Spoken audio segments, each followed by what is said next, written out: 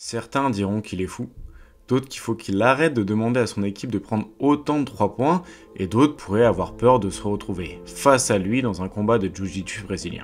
Et pourtant, c'est quand même de basket qu'on va parler aujourd'hui. On va parler tactique, parce que Joe Mazzulla et son coaching staff ont joué 4 fois le même système, et ça a plutôt bien marché pour les Celtics qui ont battu les Minnesota Timberwolves la nuit dernière. Alors on va regarder ça tout de suite ensemble pour mieux comprendre. Hey, yo, what's up, Playboy? How come you wearing that suit, B? For real? It's 85 fucking degrees out here and you trying to be like Pat Riley. Man, look the part, be the part, motherfucker. Alors, les actions qu'on va regarder, c'est des baseline out of bounds, c'est-à-dire qu'en fait c'est une remise en jeu depuis la ligne de fond. Voilà pourquoi ça s'appelle une blob, souvent un blob system, c'est les initiales de baseline out of bounds. Et du coup, le ballon part d'ici, et le système qu'on va étudier aujourd'hui est un stagger, donc 2 écrans pour un joueur qui va aller dans le corner. Du coup, on appelle ça un stagger exit, de ce que j'ai bien compris, en tout cas de ce que j'ai appris aujourd'hui. J'ai appris ça grâce à Adam Taylor, qui est un analyste du côté des Celtics, et du coup qui m'a présenté un peu le système que j'avais déjà remarqué, mais il a pu mettre un nom dessus, donc c'est pour ça que je vous le partage. Donc premier exemple du système, juste ici, on va le laisser passer en entier pour que vous voyez un petit peu pourquoi il fonctionne et pourquoi il ouvre justement des tirs à 3 points ou des tirs au cercle. On a donc nos 2 écrans juste ici. On a un tireur à 3 points qui va attirer la défense et on a Tatum posé juste là qui étire très loin Jaden McDaniels, et que si Jaden McDaniels vient en aide, il va arriver de loin, ce qui va encore plus ouvrir la défense et donner encore plus d'espace à Jason Tatum.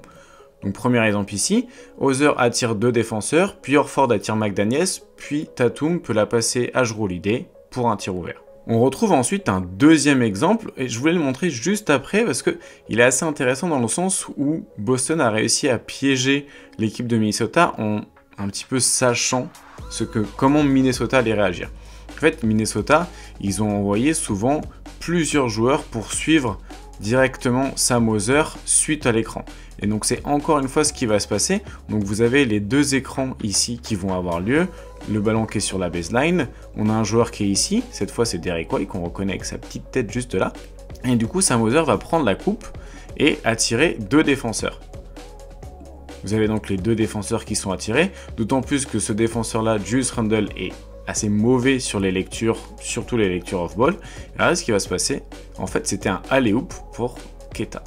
Hop, je vous la remets un petit coup à vitesse réelle, mais voilà encore une fois comment on s'adapte aux lectures défensives qui essayent de tricher. Vous voyez, cette fois-ci, elle va moins bien marcher cette action parce que vous avez quelque chose de beaucoup plus recroquevillé autour du panier et du coup on étend moins la défense du côté des Celtics, on étend moins la défense des Timberwolves.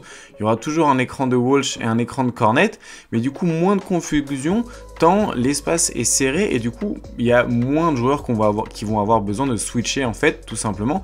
Donc Pritchard va pas obtenir une très bonne situation et va devoir jouer tout simplement un pick and roll avec Luke Cornet.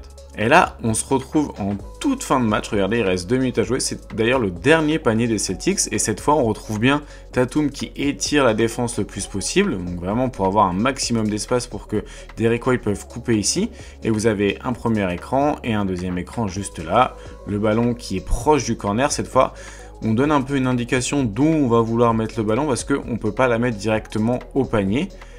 Et du coup, on a le premier écran d'Al Horford, le deuxième de Queta et un petit coup de chance de Derrick White qui avait quand même une bonne situation de tir. Donc voilà pour cette petite vidéo du Dico Tactique, c'était une petite surprise, on n'est pas mercredi, j'ai tourné la vidéo à 19 h et je vais essayer de la sortir direct, voilà, pour que vous ayez peut-être quelque chose à regarder avant d'aller vous coucher ce soir. En tout cas, moi je vous souhaite une bonne soirée, une bonne journée et puis je vous dis à bientôt.